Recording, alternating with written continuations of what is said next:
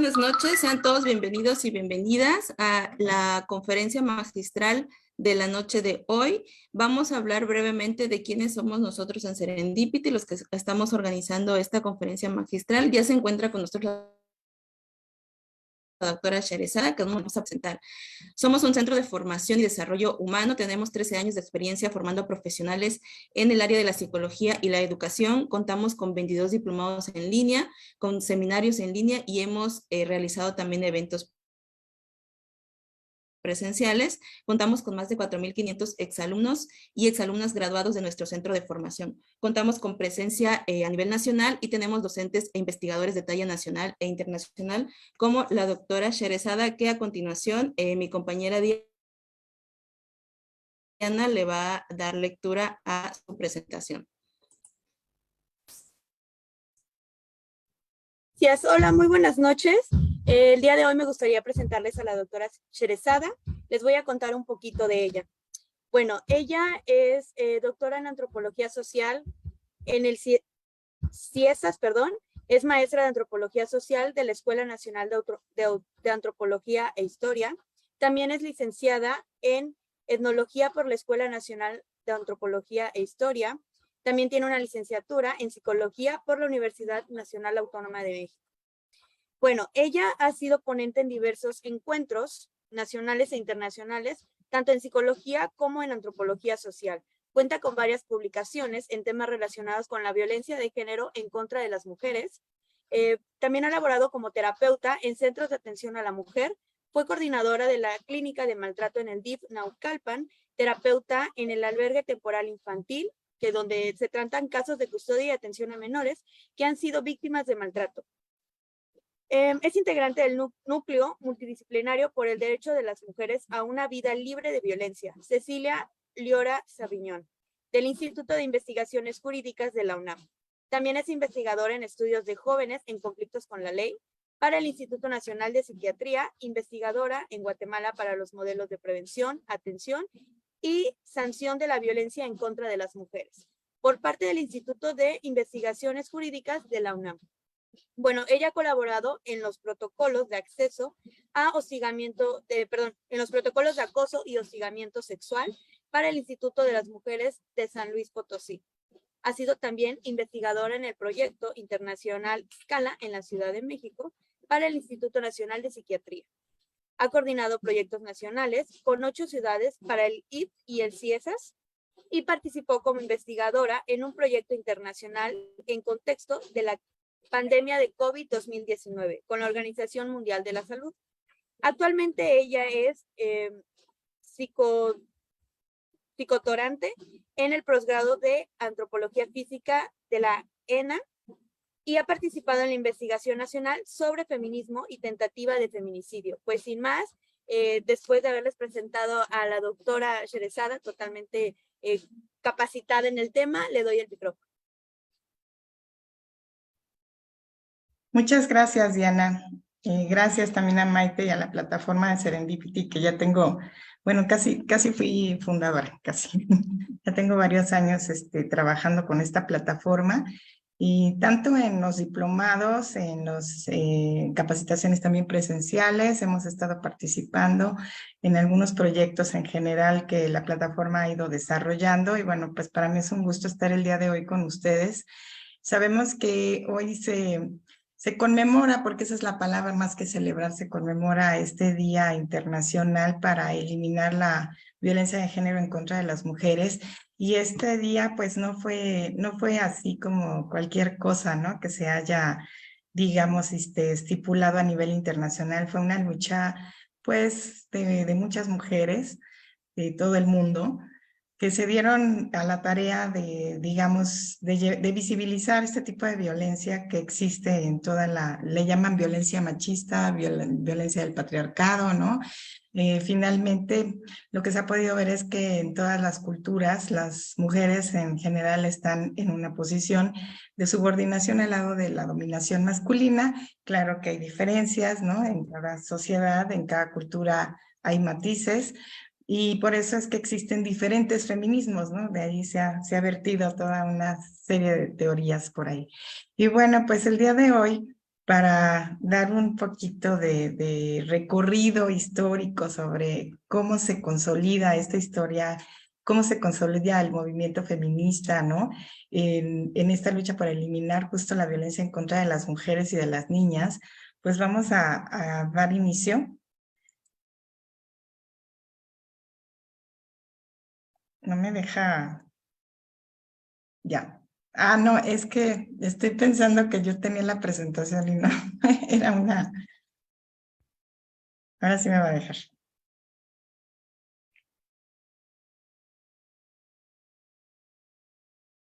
Ya.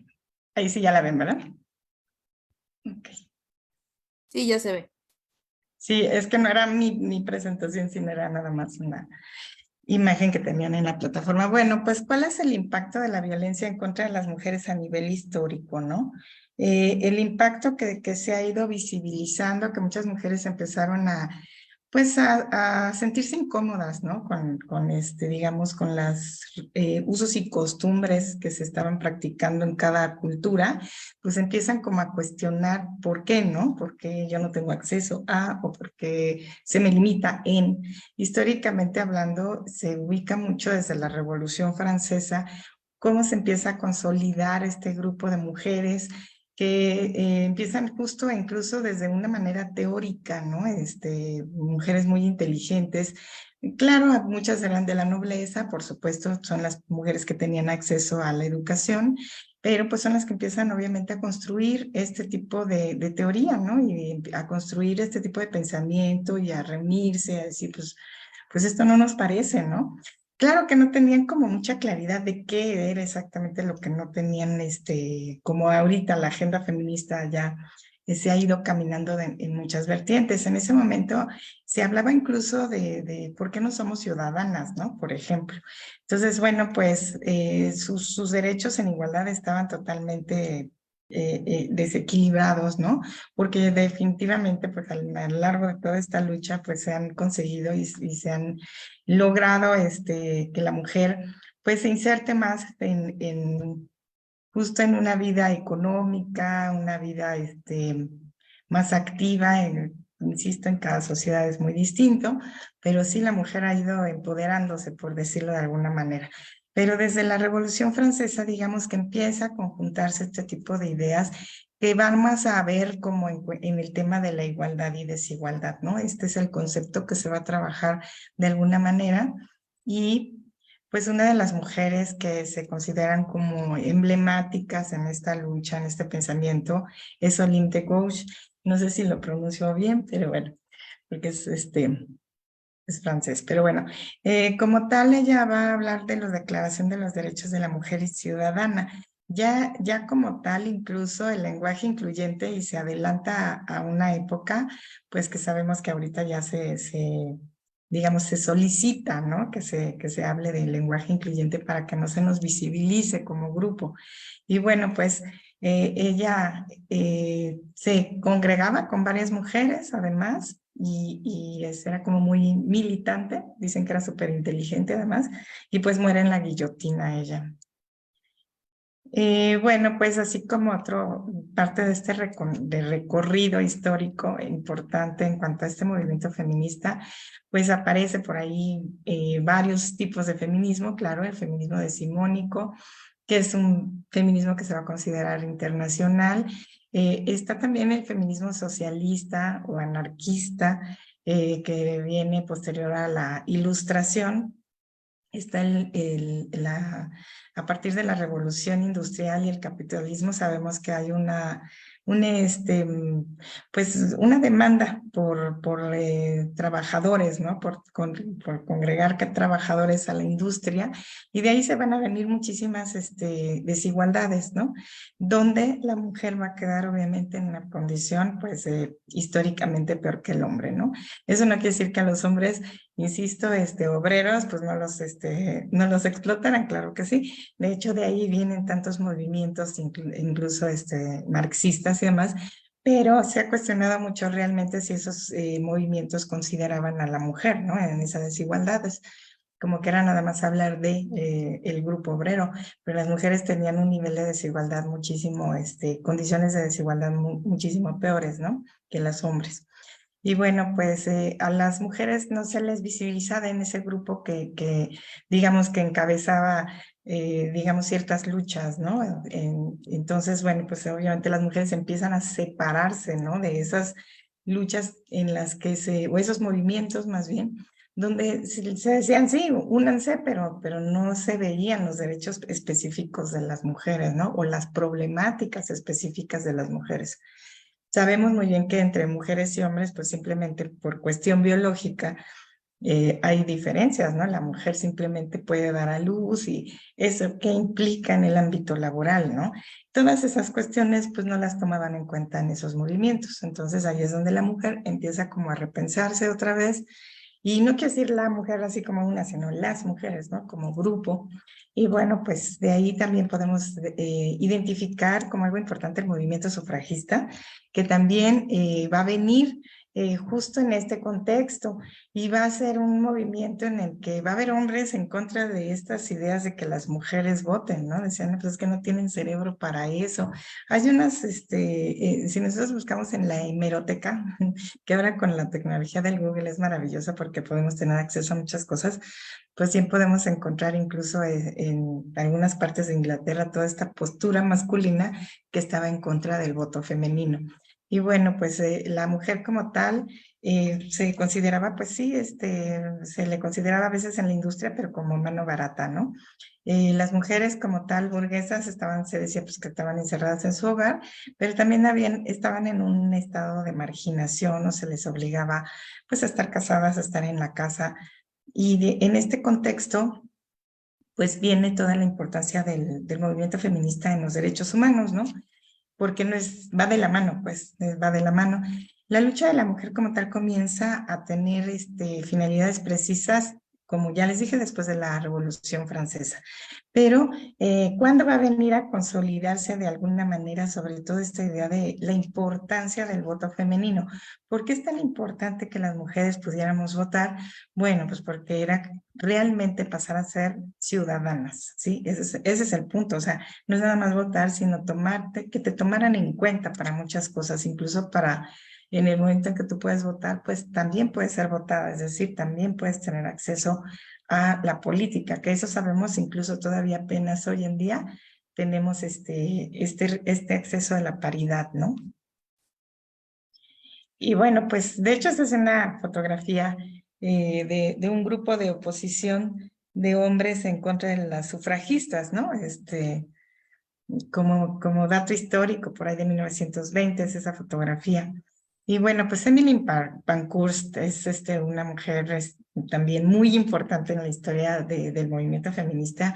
Ella era londinense y era una militante, además con una familia muy, muy peculiar, porque bueno, era burguesa, literal, pero ella, su esposo y sus hijos eran militantes de movimientos en contra de la esclavitud, en contra del racismo, y sabemos que pues Inglaterra es un país, aparte de históricamente muy racista, y entre los movimientos en los que se metió esta familia, pues estuvo el movimiento feminista con el movimiento sufragista británico que Emily Pankhurst vino a encabezar.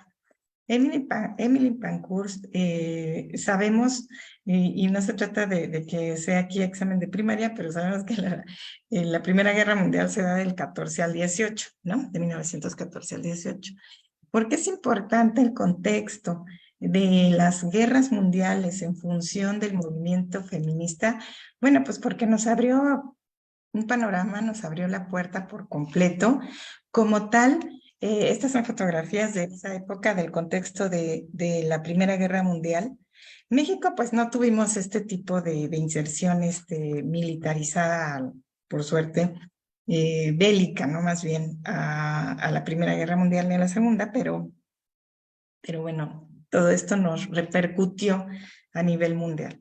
¿Qué es lo que sucede con los hombres en ese contexto de la Primera Guerra Mundial? Pues los mandan al frente y dejan a los países que entraron en esta guerra mundial que es donde se dice de una pérdida de 9 millones de personas aproximadamente.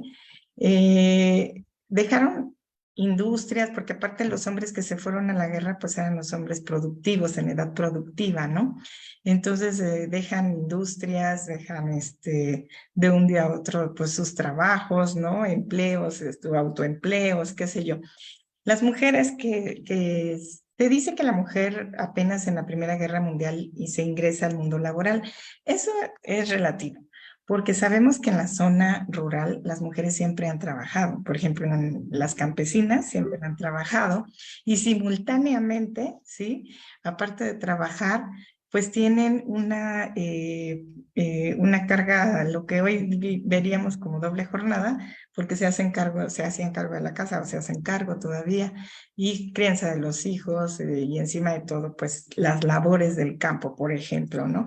Las mujeres en sectores rurales que siempre han trabajado, sí, siempre han existido, pero aquí estamos hablando como de este trabajo, llamémosle, en la industria formal, ¿no? En el ámbito más citadino, pues, y esto es justo, estos espacios que eran únicamente de hombres, de repente se ocupan por las mujeres de un día a otro.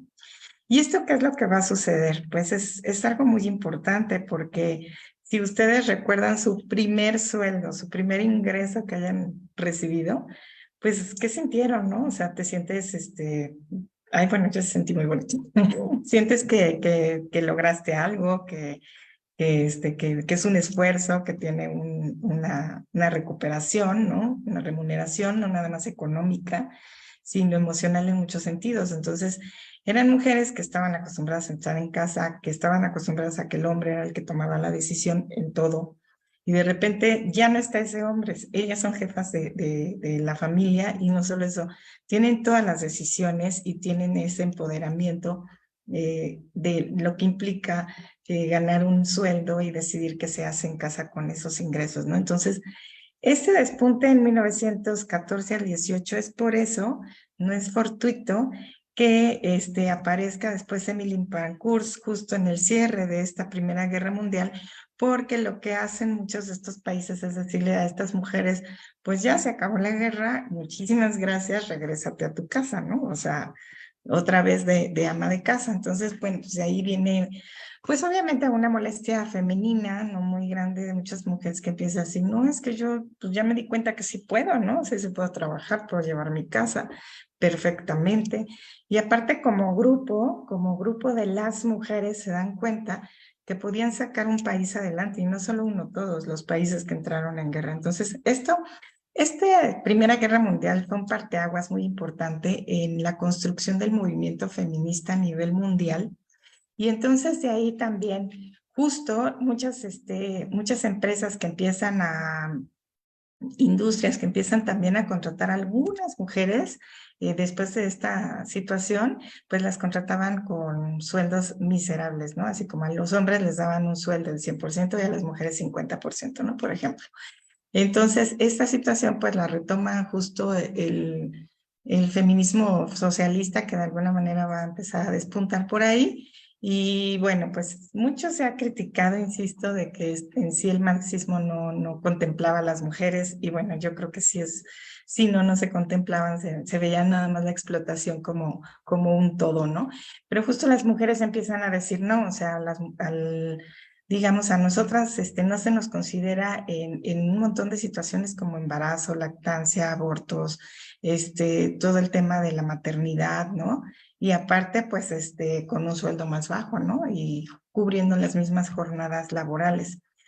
Como tal, las mujeres, pues, empiezan a apoyar a las sufragistas, pero también existe, como eran mujeres socialistas, empieza a existir así como así, pero es que ustedes son clasistas, ¿no? Entonces sí empieza a haber divisiones en el movimiento feminista, pero al final de cuentas a nivel mundial, pues sí existe, empieza a haber estas conferencias internacionales precisamente para tener un diálogo, ¿no?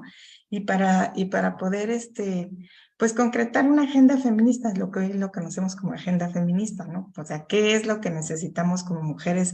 Pues ahí sí de todo el mundo unirnos y repensar y luchar, ¿no? Entonces, bueno, pues como tal, llega la Segunda Guerra Mundial en todo este contexto y lo que vamos a ver del 39 al 45, pues es justo una masacre mundial terrible. Se calculan de 50 a 70 millones de muertes. ¿Por qué es importante estos datos? Pues porque todos esos número de millones de familias, por decirlo así, pues fueron familias donde un hombre se literalmente iba a la guerra o moría. Imagínense si estos son los que murieron, todos los que no.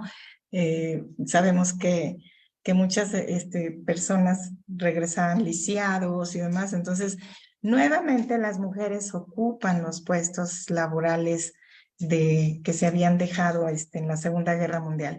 Y nuevamente, pues, al terminar la Segunda Guerra Mundial, tenemos la misma situación, ¿no? Se desea que la mujer regrese a casa. Y entonces aquí vamos a ver una resistencia ya mayor a ese retorno a casa, a ese retorno a, pues, las que quieran regresar, que regresen. Empieza a haber toda esta discusión. Y bueno, pues de aquí, con tantos millones de personas que fallecen y sabemos todo lo que pasó en el Holocausto y demás, pues surge toda la necesidad de, a nivel internacional, hablar de los famosos derechos humanos universales que se crean el 10 de diciembre del 48, y es justo posterior a la Segunda Guerra Mundial. En este contexto, las mujeres participan, sí. De hecho, Eleanor Roosevelt encabeza, por decirlo así, esta fracción, ¿no? De mujeres. Pero ¿qué es lo que va a pasar? Que pasa lo mismo que en la Revolución Francesa. Se consideran las mujeres como un grupo, como un todo dentro de los derechos humanos, y entonces vamos a ver que muchas mujeres empiezan todavía a repensar, pues necesitamos ahora sí ser ciudadanas, ahora sí tener voto, ahora sí, sobre todo después de la Segunda Guerra Mundial, empieza a haber una situación en la que deseaban las mujeres ser, incluso poder divorciarse, por ejemplo, ¿no? O empieza a surgir una agenda feminista de la sexualidad de la mujer muy importante sobre los cuerpos de las mujeres, que generalmente, bueno, pues como tal la sociedad pues no permitía, ¿no? Una libre, digamos, toma de decisiones en muchos sentidos, ¿no? Para muchas mujeres no había opción de si te casas o no, no había opción de decir no quiero tener hijos. O sea, hoy en día eso, incluso todavía en algunos contextos y algunas familias, puede causar incomodidad, ¿no? De molestia, pero bueno, o sea, en ese contexto era todavía menos, ¿no? Entonces, posterior a esta situación de la Segunda Guerra Mundial, lo que vamos a ver es una agenda feminista muy distinta, y también a retomarse lo que son los derechos humanos en función de la mujer, ¿no? Así como vemos, bueno, o sea, sí se habla de los derechos humanos, etcétera, pero ¿y qué con nosotras, no? Como que los derechos humanos en ese momento se llevaban más al ámbito de lo masculino. Y de ahí, bueno, empieza a haber una lucha o digamos, un movimiento feminista muy importante, donde van a retomar justamente los derechos humanos en función de lo que las mujeres también, o así que el reconocimiento de sus propios derechos, ¿no? Por ejemplo, el reconocimiento de la no discriminación, ¿sí? Eso es algo que por ser mujer, simplemente, y que tiene que ver con la violencia de género en contra de las mujeres, o que se puede obtener gracias a la perspectiva de género, pues por el hecho de ser mujer, muchas veces se recibe discriminación. Entonces era retomar esos derechos humanos, ¿sí? Como para repensarlos y exigir, ¿no? Demandas. Y demandas de igualdad también, ¿no? De igualdad, porque se habla de igualdad, pero muchas veces pues eso no existía en muchos ámbitos. Y bueno, pues, ¿por qué se les da universales? Pues porque se considera que como tal, cualquier ser humano, no importa de qué país sea, de qué contexto cultural, cualquier ser humano, hombre, mujer, de la edad que sea, en teoría, tiene los derechos de esos 30 artículos, por decirlo así, de los derechos humanos, simplemente por el hecho de ser un ser humano. Entonces, ahí sí ya no estaría como en discusión, ¿no? Y bueno, pues como efecto dominó, es muy interesante ver así luego a nivel mundial cómo se fue dando el voto femenino. En América Latina nos llegó un poquito después, pero digamos que sí empieza en Europa desde 1920, en algunos países empiezan ya a tener voto femenino. También, bueno, hay algunos estados, ¿no? De algunas entidades, ¿no? En algunos países donde se adelantan, pero como tal el país en conjunto, pues, es literalmente, digamos, por ejemplo, en Argentina, en 1951, ella es Eva de Perón, que de hecho en el hecho de muerte, ella estuvo luchando mucho por el voto femenino en Argentina y pues logra votar al punto de morir. Incluso se decía que ella quería ser presidenta, ¿no? Y realmente creo que así por ahí iba la cuestión. Eso fue algo que provocó que en Argentina muchísima oposición masculina quisieran que ella llegara. Bueno, que se otorgara el voto femenino. En el caso de Argentina, porque es importante, pues porque una vez llegando también a toda América Latina empieza como que hay países que son emblemáticos, ¿no? Y uno de ellos sí es Argentina, otro de ellos es México, por supuesto, para muchos otros países. Aquí en México se consolida en 1953 como tal el sufragismo. Esas son fotografías de esa época. Hay unos periódicos muy interesantes a quien les interese, incluso en YouTube por ahí también hay algunos documentales muy interesantes, la verdad, del voto femenino en México, vale la pena a veces verlos porque es muy ilustrativo lo que mencionaban los políticos, lo que mencionaban, que mencionaban en los periódicos, los encabezados, y de verdad sí se consideraba que las mujeres pues no teníamos la capacidad para pensar realmente, para reflexionar, la inteligencia, ¿no? Sería para poder emitir un voto, entonces lo veían como algo peligroso, ¿no? Porque decían, bueno, es que les estamos otorgando a la mitad de la población la opción de votar y quién sabe por quién van a votar, ¿no? O sea, las van a manipular, ¿no? Había como por ahí toda una creencia. De hecho, por ahí, cuando uno ve historia en México del voto femenino, sí se dice que en su momento el PRI sí utilizó un poquito el voto femenino para ganar algunas elecciones. Puede ser, pero lo que sí sucedió fue que a la larga, ¿no? Pues se lograron muchísimas cosas. Y bueno, estas son algunas otras de las imágenes aquí en México del voto, que son así como históricas, ¿no? Y bueno, pues el neofeminismo en los años 60 y 70 como tal, pues es un movimiento que ya va a ser más teórico. Vamos a ver algunas feministas que leemos aquí a muchas feministas que obviamente son de otros países, sí. Yo creo que hay que leerlas, hay que conocerlas, hay que conocer todos los tipos de feminismos que se han ido construyendo a nivel mundial, pero es muy importante pues consolidar en México una propia teoría, y bueno, por ahí tenemos a Marcela Lagarde, que es una feminista muy destacada, la misma Marta Lamas con digamos, los debates que han habido, pero bueno, es justo también parte de construir una teoría feminista propia de nuestro contexto cultural, creo que es algo que hace falta. Y bueno, de todas maneras, retomamos o tenemos que leer muchas veces cuando estamos en estos temas a otras feministas de otros espacios, de otros contextos, porque en conjunto todos esos feminismos han venido a consolidar uno solo. Entonces, algunos de los libros más destacados, pues es del Segundo Sexo de Simone de Beauvoir, aparte una mujer súper inteligente, realmente muy inteligente. Este libro fue un despunte muy importante a nivel teórico de lo que es el movimiento feminista. Betty Friedan también, Betty Friedan como tal tuvo una obra muy importante llamada La mística de la feminidad en 1963, donde va a analizar a base de una encuesta a muchísimas miles de mujeres en Estados Unidos.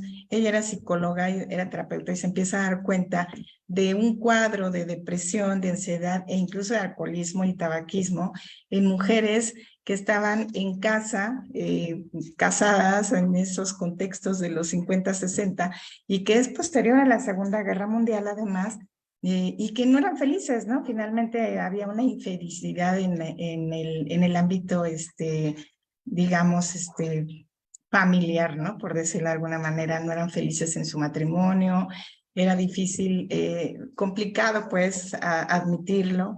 Y bueno, pues Betty Friedan como tal es también una mujer que es un parteaguas en la agenda feminista. Es algo muy importante lo que ella va a destacar con una investigación además muy importante, ¿no?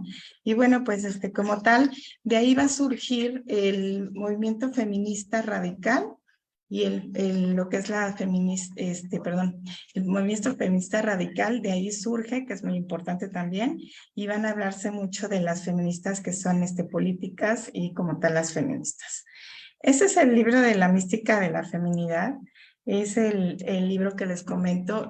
Como tal, Betty Friedan lo publica en el 63 y gana un premio Pulitzer en el 64. Y había un capítulo que era muy importante que se llama El malestar que no tiene nombre, justo porque él ya lo que empieza a ver en terapia, primero lo veía en terapia y luego hace una encuesta así masiva, para determinar pues que las mujeres no eran felices en esta mística de la feminidad que estaba haciendo pues la cultura estadounidense. Recuerden que después de la Segunda Guerra Mundial viene un despunte en la tecnología. Aparecen lavadoras, licuadoras, planchas, todo eso no existía, ¿no? ¿Cómo se llama? Lavadoras, que es una maravilla hoy en día, ¿no? Pues no existían. Entonces, en Estados Unidos, que es el país del consumismo número 1, empiezan a sacar una serie de anuncios, pues ahora sí que políticas públicas de tú eres una mujer moderna, ¿no? Y como mujer moderna, pues disfrutas de esta tecnología, la sabes usar, y entonces en la noche te arreglas súper guapísima para casi una Marilyn Monroe para recibir a tu marido, ¿no? Entonces había como una fuerte política para que las mujeres desearan casarse, tener hijos, pero ser mujeres modernas, ¿no? Y no entrar en el ámbito laboral. Entonces lo logran a partir también de muchas, digamos, de un impulso muy grande, porque sí, ahora sí que desde las políticas públicas, insisto, y todos los anuncios y demás. Y lo que empieza a ver Betty Friedan es que todas esas mujeres que tenían esa vida idealizada, muy americana de esos contextos de los 50, 60, pues estaban en una verdadera depresión y no otra cosa. Y como tal, bueno, pues de aquí empieza a hablarse entonces a partir de Betty Friedan, con toda su investigación, de varios puntos que ya serían parte del nuevo feminismo, ¿no?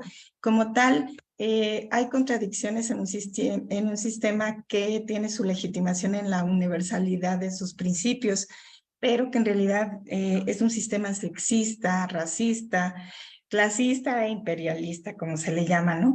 ¿Cuál es parte de esta agenda feminista que empieza a surgir en Estados Unidos y Europa a finales de la década de los 70? Pues como tal es la redefinición del concepto de patriarcado, porque este concepto como tal no se había definido a nivel conceptual como tal, como lo tenemos hoy en día, sobre todo el análisis del origen de la opresión de la mujer, el rol de la familia, la división sexual del trabajo, que ese es uno de los temas también que la agenda feminista va a tomar muy en cuenta, el trabajo doméstico, que hoy en día hablamos, primero se hablaba de la doble jornada y creo que ahora hasta de la triple con el online, ¿no? Y no es broma si se está hablando un poco ya de esto. El tema de la sexualidad, ¿por qué es importante el tema de la sexualidad en la agenda feminista? Pues porque se entra ahí el divorcio, la virginidad, este tema de la anticoncepción, ¿no? La libertad para decidir tener hijos, el aborto. Híjole, no, es que el tema de la sexualidad es muy importante en cuanto a la agenda feminista, en cuanto a la violencia de género que históricamente se ha llevado hacia la mujer, ¿no? De hecho, todavía hoy en día, si pensamos en la trata de personas, está principalmente la sexual. ¿Quién es la víctima? Pues la mujer, mucho más que los hombres. O sea, los hombres solamente los niños y muchísimo menos. Si vemos en el tema de violación sexual, todavía los datos son altísimos hacia las mujeres, no hacia los hombres. Acoso y hostigamiento sexual, ¿a quién principalmente se acosa en los ámbitos laborales y estudiantiles? A las mujeres, mínimamente a los hombres. Entonces, el tema de la sexualidad sigue muy vigente en la lucha y en el movimiento feminista hoy en día. Bueno, y la reformulación de la separación del espacio público y privado a partir de lo personal es lo político, que eso es algo que va a ser muy importante en los años 70. Bueno, como tal, pues se produjo la primera gran escisión dentro del feminismo, porque sí hay, por supuesto, que ha habido divisiones, debates, ¿no? Esto no quiere decir que las mujeres no se puedan poner de acuerdo. Como tal, el feminismo, el movimiento feminista lo que pretende, pues es que las mujeres vivan una vida libre de violencia, ¿no? Así de en plan. De ahí, claro que existen matices culturales y existen pues necesidades y demandas propias de cada cultura. Eso es lo más importante entenderlo, ¿no? Y como tal, pues va a haber, sí, va a haber una decisión fuerte entre el feminismo radical y lo que sería el feminismo francés, ¿no? Sobre todo. De hecho, todavía recientemente, pues, con el famoso Me Too, pues se vio este despunte de este debate feminista, ¿no?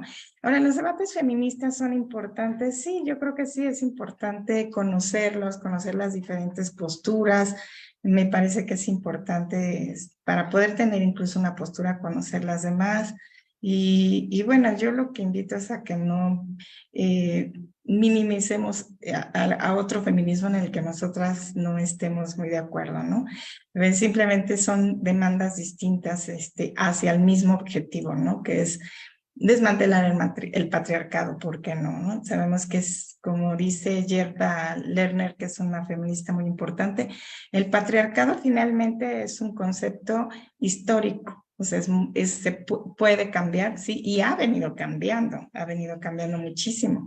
Entonces, digo, ya las mujeres estamos en una situación muy distinta que hace 100 años, o sea, eso ha sido un avance muy grande, que todavía falta, sí, por eso todavía tenemos una agenda feminista que pensar, ¿no? Y que ponernos de acuerdo. Todavía, desgraciadamente, de hecho aquí en México tenemos un país en el que el feminicidio es altísimo, ¿no? Ya eso es un indicador muy importante de que todavía hace falta trabajar mucho la violencia de género en contra de las mujeres, desde el área preventiva, ¿no? Con las y los menores, yo creo que esa es una parte muy importante. Trabajar el respeto, por ejemplo. Pero bueno, eso no quita que sí hay debates, por supuesto, por ejemplo, el tema de la prostitución o trabajo sexual. Hay diferentes tipos de feminismo, cómo lo van a conceptualizar, ¿no? Y cómo van a visibilizar las necesidades de ese tipo de problemáticas, ¿no? Porque no deja de ser una problemática social, ¿no? Pues para muchas mujeres, además. Entonces, bueno, pues como tal, estas son las feministas radicales que encabezan en los años 70, sobre todo. Por ejemplo, violación, Susan Brown Miller es la que está con el paraguas, es la que encabeza, justo conceptualiza la importancia de trabajar la violación desde una perspectiva de género y viéndolo como una violencia hacia las mujeres, ¿no? El acoso sexual lo va a trabajar Catherine McKinnon, que es una abogada súper inteligente, es la que está abajo, y ella todavía vive. De hecho, en YouTube hay algunas entrevistas a ella muy interesantes, y ella va a conceptualizar justo el acoso sexual como un delito, ¿no? No se visibilizaba así. Creo que la lucha de estas mujeres que son radicales fue muy importante también a nivel mundial, todo lo que nos pudo proporcionar de defensa jurídica, ¿no? En todos los países. Después estaría en pornografía Andrea Dworkin, que ella, bueno, hizo un trabajo incluso muy militante en Estados Unidos, recuperando como testimonios de mujeres que habían estado en la prostitución y en la pornografía, e incluso pornografía bien remunerada, y cómo finalmente habían sido muy violentadas, ¿no? No era nada más de, ay, gané mucho dinero y yo hice porque quise, sino ella empieza a demostrar cómo esas mujeres también son sumamente violentadas y como que rescataba sus testimonios, ¿no? Y bueno, pues como tal, este es parte del debate feminista ya desde ese entonces y continúa en gran medida, pues es con el feminismo francés, ¿no? Que insisto, se visibilizó mucho con el Me Too y mucha gente decía, pero ¿por qué? ¿Por qué? ¿No? O sea, no se entienden, ¿o qué? Pues sí, históricamente hablando tienen posturas muy distintas, ¿no? En el feminismo francés, ella es Elizabeth Badinter, una filósofa feminista también, desde mi punto muy inteligente y muy interesante sus libros. Ella va a criticar también este victimismo estadounidense, así le nombran las francesas, ¿no? Dicen, no hay que victimizarse tanto, hay que empoderarnos más, ¿no? Entonces, bueno, pues son posturas distintas del feminismo, de los feminismos, que a veces vale la pena conocer, pero que al final de cuentas, pues, todas estas mujeres van caminando hacia un mismo objetivo. Incluso tenemos el feminismo indígena, tenemos un feminismo musulmán y bueno, obviamente no van a ser las mismas necesidades de una mujer francesa que las que tengamos aquí en México, ¿no? En una población indígena. O no va a ser las mismas necesidades, y sobre todo necesidades en una agenda feminista, en un movimiento feminista de una mujer, clase mediera, de una mujer, burguesa justo de Europa, ¿no? Entonces sí, de todas maneras, yo pienso que no hay que desechar toda esta teoría, vale la pena conocer, hay cosas que se pueden retomar que creo que son muy interesantes. Insisto mucho, creo que sí falta mucho construir aquí en México un tipo de, pues sí, de teoría propia, ¿no? Y eso no quiere decir que, insisto, Marcela Lagarde es increíble, pero hacen falta como más feministas que le entren a esta parte teórica. Y bueno, pues la demanda de igualdad de sueldo es una de las políticas actuales. Todavía hay espacios donde hay mujeres que ganan menos que los hombres, y eso es real. La violencia política, que ya la tenemos en nuestra Ley General de Acceso a las Mujeres a una Vida Libre de Violencia, pero hace falta ahora también que se haga realidad, ¿no? La violencia obstétrica también, que esa se ha visibilizado en décadas recientes. La política de guarderías públicas, ¿no? También eso es algo muy importante sobre todo para que las mujeres puedan desenvolverse en el ámbito laboral y también de estudio, ¿no? Académico. Castigo a las violencias sexuales, tales como el acoso y hostigamiento sexual, que yo creo que eso es algo que sí hemos visto recientemente ya de manera más, pues sí, más importante, ¿no? Muchas jóvenes, en el ámbito, sobre todo estudiantil, han justo tomado acciones al respecto, ¿no? Cada vez hay más instituciones con unidades de género que amparan a mujeres que viven este tipo de violencia sexual, ¿no? Y bueno, se ha hablado del feminismo de Estado también, ¿no? Es decir, como el Instituto Nacional de las Mujeres se les ha criticado también por pocas acciones. Yo creo que también vale la pena destacar lo bueno que sí se ha hecho, pero sí también podríamos ser críticas, ¿no? De lo que falta por hacer desde este feminismo institucional. Bueno, pues no sé qué otras tendencias agregarían ustedes o necesidades agregarían ustedes. Yo creo que eso es lo interesante de repensar, ¿no? Este impacto que ha tenido en la sociedad el hecho de que existe este tipo de violencia de género a nivel histórico, ¿no? Y repensar como qué sería lo que nos hace falta todavía hacer o trabajar, ¿no? Y bueno, pues yo con esto terminaría. Les agradezco mucho su escucha y también iba a decir su participación, algunos comentarios que hicieron, pues muchas gracias. Muchas gracias, doctora Sherezada. Si alguien tiene algunas preguntas, alguna participación o comentario para la sesión de hoy, para la doctora, lo puede hacer, puede abrir su micrófono o su cámara y podemos interactuar un momentito más en lo que damos por terminada la conferencia magistral de hoy. Adelante, quien quiera participar, por favor.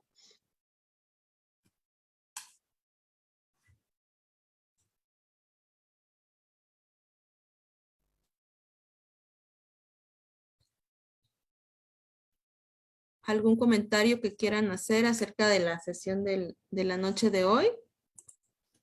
Aprovechemos que está la doctora aquí con nosotros. Esther Moreno, ¿quieres participar?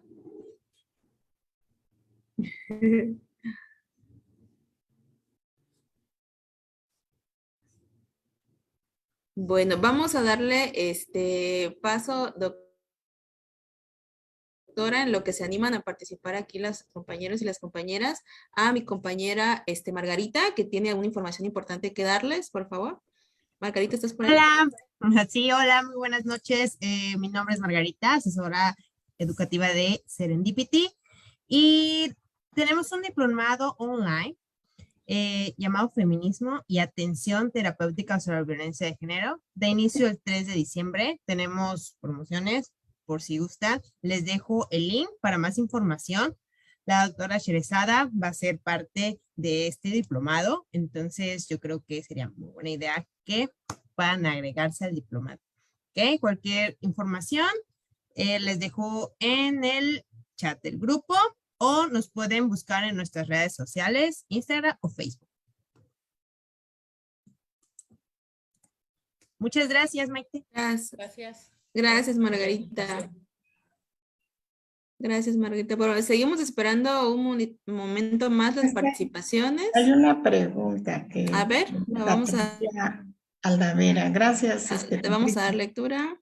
A ver, Patricia Aldavera nos comenta, excelente exposición, interesante conocer la historia de las mujeres. Solo me queda una duda, ¿de cuántos feminismos existen? Literalmente ni yo sé ahorita, así decirte, pero en el diplomado vemos como 8 feminismos que son de los que son más destacados en el sentido conocidos, pero cada vez que tú profundizas, por ejemplo, yo soy etnóloga, y cuando llego a estar me tocó trabajar bastante con Chiapas y con San Luis Potosí, por ejemplo. Cuando estás en comunidades, resulta que te enteras que ya hay mujeres que se están organizando con sus propios usos y costumbres y que de alguna manera están construyendo ya un tipo de feminismo peculiar de ese grupo indígena, ¿no? Entonces, sería casi imposible que yo te dijera ahorita cuántos, pero mira, se considera como principales, pues el feminismo radical que ahorita comenté. El feminismo francés se le considera así como un grupo. Está el feminismo de la igualdad, el feminismo de la diferencia, el feminismo, el ecofeminismo es otro, el feminismo marxista, está el feminismo socialista, y esos son ahorita los que se me están aquí. Bueno, la interseccionalidad, que yo soy fan de la interseccionalidad, el feminismo decolonial, que también me gusta mucho. El feminismo, déjame acuerdo qué otros tenemos. Incluso estos que te estoy diciendo, los manejamos en el diplomado. Está el afrofeminismo también, sí, afrofeminismo. O sea, ¿a qué voy? Que sí se ha hecho una construcción teórica de demandas feministas particulares de varios tipos de mujeres, ¿no? Por decirlo de alguna manera. Y el feminismo también, por supuesto, musulmán es otro muy importante. Incluso mujeres que llegan a decir, pues a mí no me importa usar ¿cómo se llama? Bueno, la burka, ¿no? ¿Se llama burka? Sí. A mí no me importa usarla, ¿no? O sea, mis demandas son otras, ¿no? Literalmente creo que lo importante es escuchar las demandas de esas mujeres, ¿no? Y respetarlas. Sí, por ahí. Gracias. Bueno, Gaby es alumna. Sí, efectivamente, Gaby, de la diversidad funcional, de la discapacidad también ya. Es que en la interseccionalidad lo que me gusta es que involucra mucho a la discapacidad, pero ya también es cierto, es verdad que se han consolidado ya como un tipo de feminismo. Feminismo lésbico, sí, claro. El transfeminismo también me faltó, sí. No, es que hay... Tenemos otra pregunta, doctora, aquí en el chat, por Daniela Genovés. Dice, hola, buenas noches. ¿También se puede dar un machismo ejercido por mujeres disfrazado de feminismo? Pues yo creo que todo se puede dar, ¿no? Me refiero, posiblemente. Acá el punto es que hay muchas mujeres, o yo creo que la mayoría de las personas, hombres, mujeres, aunque visibilicemos la violencia de género, estamos inmersos en este tipo de violencia, de patriarcado. Es un sistema, precisamente el sistema patriarcal, en la heteronormatividad. Entonces, es importante que nos vayamos visibilizando a nosotras mismas y nosotros, y por supuesto que vamos encontrando siempre cosas, ¿no? En nuestras maneras de relacionarnos a nivel de pareja, como madres, como amigas, pero como tal, que una mujer entiendo el comentario que diga soy feminista, pero que en realidad sea machista, ¿te referirías? Pues como tal, la palabra disfrazada me sonaría a que la persona está como fingiendo. Por eso no sabría, seguramente puede haber personas que lo hagan. Yo sí he conocido hombres que se dicen feministas y lo que hacen es incluso seducir alumnas, ¿no? Por ejemplo, he conocido hombres así en el ámbito académico, pero más bien yo lo que diría es que el machismo es un sistema en el que estamos inmersos todas y todos, y que de manera a veces sutil, desde una violencia simbólica incluso, pues no percibimos que lo estamos ejerciendo, ¿no? Que incluso nos estamos invisibilizando. Hay mujeres que todavía hoy en día ven absurdo el lenguaje incluyente, por ejemplo. No es que estén mal, no es que sean machistas, no, es que están nacemos en un sistema que nos absorbe y que es muy difícil irnos quitando y visibilizando este tipo de violencia. De hecho, se ha logrado como poco a poco, ¿no? Se ha logrado poco a poco. También ha habido muchas acusaciones, por decirlo así, es que los machos los construyen las mujeres, ¿no? Por ejemplo, existe mucho pues no, los machos los construye la sociedad, no las mujeres. O sea, está la mamá, pero también está el papá, ¿no? Entonces ahí o hay dos mamás, ¿verdad? También puede ser, o dos papás, pero me refiero, en una familia no es una persona, incluso que el papá no esté nunca en casa, eso ya es parte de esa educación machista, ¿no? Definitivamente sí, el machismo es algo que aprendemos y tampoco es que nuestra familia sea la culpable, pues no, es toda la sociedad, y por eso los cambios en los patrones socioculturales han sido tan lentos, ¿no? Si nosotros nos vamos 20 años atrás, a lo mejor no visibilizamos un cambio tan contundente, pero insisto, si vemos cómo estábamos como mujeres hace 100 años, el cambio sí es abismal, ¿no?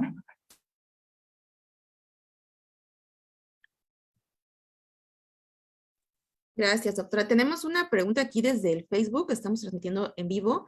Nos dice Angélica Vadillo Rómulo, ¿qué sugiere aportar desde nuestra trinchera como mujeres? Te escuché cortado. ¿Qué sugiero acá? A ver, dice, ¿qué sugiere aportar desde nuestra trinchera como mujeres? Desde nuestra trinchera como mujeres. Ok.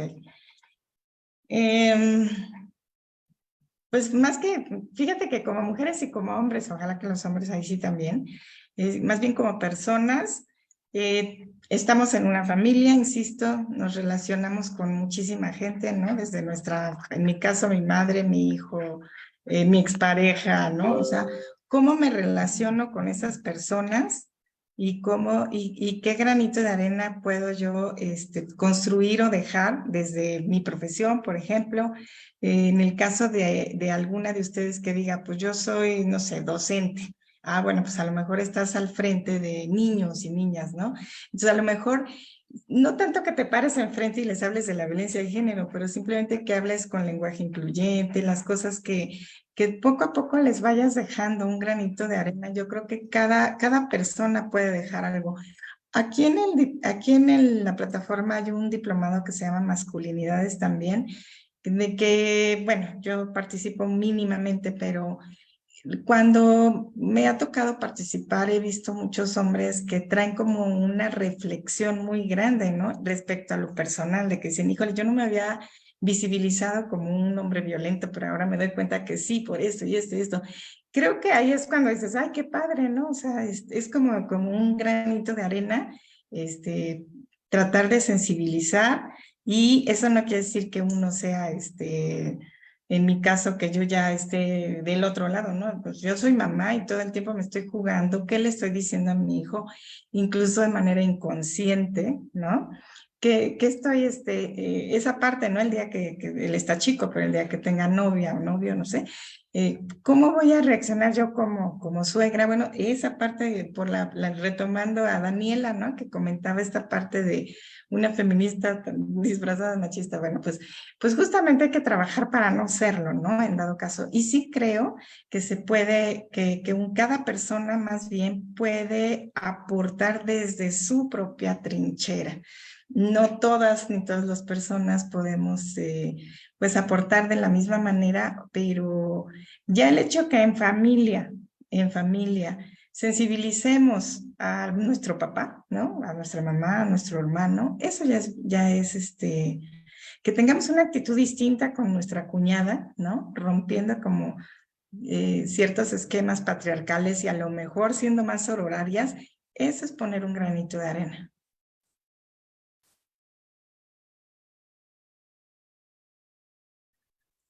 Muchas gracias, doctora. ¿Alguien más que quiera participar?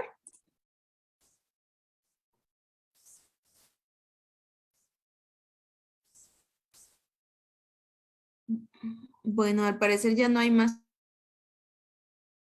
preguntas. Vamos a finalizar la sesión. ¿Algo más que desea aportar, doctora, ya para concluir la sesión de la noche de hoy?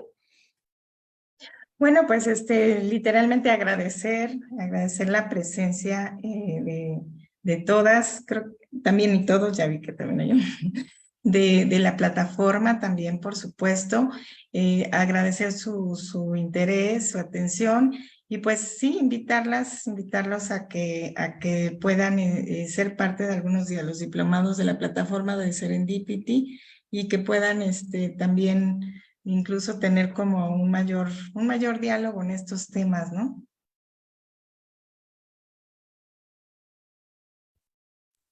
Y pues Muchas gracias, doctora. Nada más les pido por quienes faltan de anotarse en el chat con su nombre completo, lo pueden hacer en este momento y les haremos llegar su constancia de participación por la conferencia magistral de la noche de hoy. Si ya lo hicieron, ya no es necesario, únicamente los que no lo han hecho, por favor regístrense en el chat. Muchas gracias, doctora, por su tiempo y por el espacio y nos vemos en la siguiente sesión. Muchas gracias. Muchas gracias. Gracias a ustedes por la invitación, maestra. Bonita noche a todos. Muchas gracias, buenas noches. Excelente invitación. Muchísimas gracias. Gracias.